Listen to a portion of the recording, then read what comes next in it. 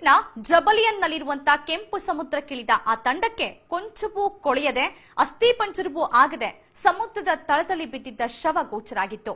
ಅದನ್ನ ಅಲ್ಲಿಂದ ತಂದವರು ಅದರ ಮೇಲೆ ಸಂಶೋಧನೆ ನಡೆಸಿದ್ರು. ನಂಬಿಬಿಡಿ, ವಿಸ್ಮಯ ಅರಿತ ಮರುಕ್ಷಣವೇ ಅವರೆಲ್ಲರೂ ಮುಸ್ಲಿಂ ಧರ್ಮಕ್ಕೆ ಕನ್ವರ್ಟ್ ಆಗಿದ್ರು.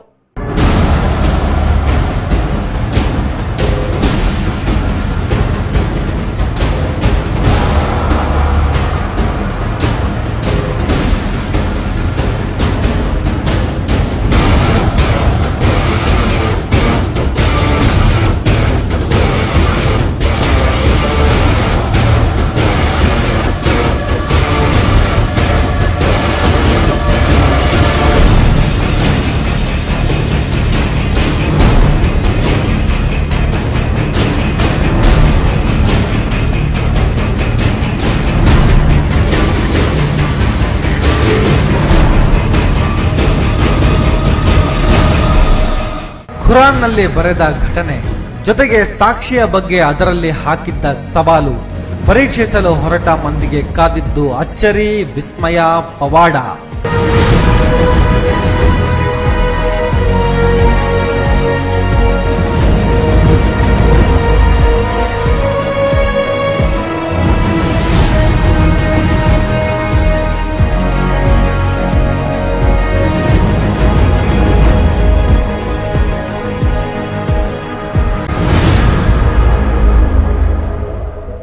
ಸಾವಿರದ 898ರಲ್ಲಿ ಅಂದರೆ 116 ವರ್ಷಗಳ ಹಿಂದೆ ಜಬಲಿಯನ್ನ ಕೆಂಪು ಸಮುದ್ರದ ತಳದಲ್ಲಿ ಏಕಾಂತವಾಗಿ ಅಂಗಾತವಾಗಿ ಬಿದ್ದಿದ್ದ ಶವವನ್ನು ಪರೀಕ್ಷಿಸಿದಾಗ ದೇಹ ರಚನೆ, ಅಸ್ಥಿಯ ಬೆಳವಣಿಗೆಯ ವೈಖರಿ ಇನ್ನಿತರೆ ಪ್ರಕಾರಗಳ ಹಲವಾರು ಸಂಶೋಧನೆಗಳು ನಡೆದವು. ಅದು 3000 ವರ್ಷಗಳ ಹಿಂದಿನ ಶವ ಅನ್ನೋದು ಖಾತ್ರಿಯಾಗಿತ್ತು. ಆ ಕ್ಷಣವೇ ಕುರಾನ್ ಅನ್ನು ಪರೀಕ್ಷಿಸಲು ಹೋದವರೆಲ್ಲ ಮುಸ್ಲಿಂ ಧರ್ಮಕ್ಕೆ ಕನ್ವರ್ಟ್ ಆಗಿದ್ರು. ಇನ್ನು ಆ ದೇಹ ಅಷ್ಟು ಶತಮಾನಗಳು ಹಾಳಾಗಲಿಲ್ಲ ಯಾಕೆ? ನೀರಿನಲ್ಲಿ 24 ಗಂಟೆಯ ಮೇಲೆ ಯಾವ ಶವ ಕೊಳೆಯದಿರಲು ಸಾಧ್ಯವಿಲ್ಲ. ಅಲ್ಲದೆ ಮೀನುಗಳು ಶವವನ್ನು ತಿನ್ನದೇ ಇರುತ್ತಾ? ಇಂಥ ಪ್ರಶ್ನೆಗಳು ಮೂಡೋದು ಸುಳ್ಳಲ್ಲ. ಅದಕ್ಕೂ ಖುರಾನ್ ಉತ್ತರ ಕೊಡುತ್ತೆ.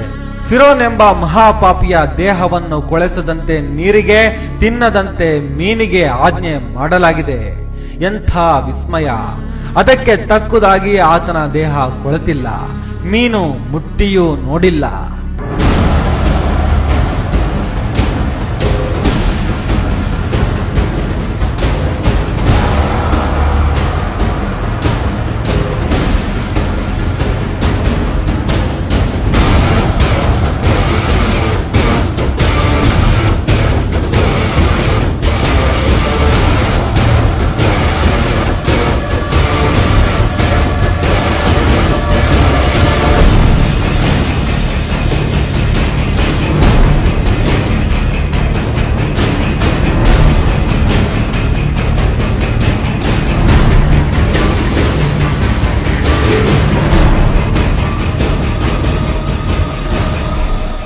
ಜೊತೆಗೆ ಈಜಿಪ್ಟ್ ನಲ್ಲಿ ಮಮ್ಮಿಫಿಕೇಶನ್ ಇರೋ ವಿಚಾರ ಎಲ್ರಿಗೂ ಗೊತ್ತಿದೆ.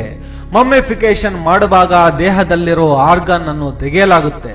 ಇಲ್ಲದಿದ್ದರೆ ಅದೇನೇ ಕೆಮಿಕಲ್ ಬಳಸಿದ್ರೂ ಮಮ್ಮಿಫಿಕೇಶನ್ ಸಕ್ಸಸ್ ಆಗೋದಿಲ್ಲ. ಆದ್ರೆ ಫಿರೋನ್ ದೇಹದಲ್ಲಿ ಆರ್ಗನ್ ರಿಮೂವ್ ಆಗಿಲ್ಲ. ಅಲ್ಲದೆ ಅದೇನೇ ಮಮ್ಮಿಫಿಕೇಶನ್ ಆದ್ರೂ ನೀರಿನಲ್ಲಿ ಉಪಯೋಗವಾಗೋದಿಲ್ಲ.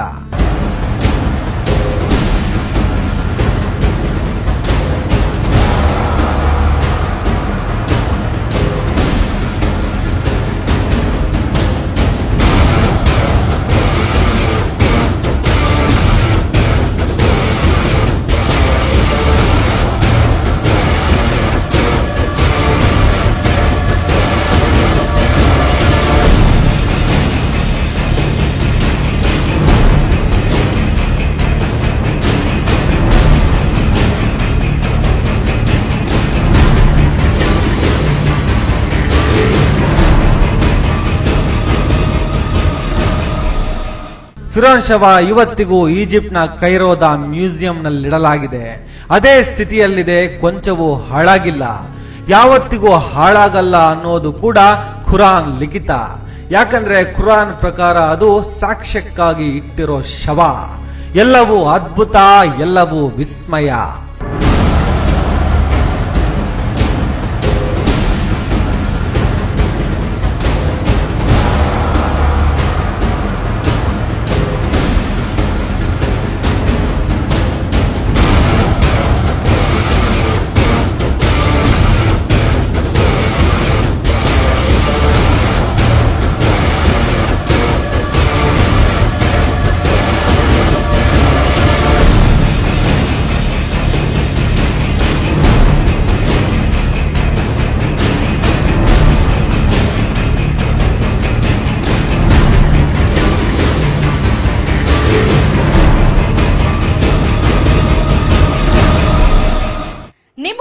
ಇಷ್ಟೆಲ್ಲ ಅಚ್ಚರಿ ಇರೋ ಫಿರೋನ್ ಶವ ನೋಡೋ ಆಸೆ ಇದ್ರೆ ಈಜಿಪ್ಟ್ನ ಕೈರೋಗೆ ಹೋಗ್ಬನ್ನಿ.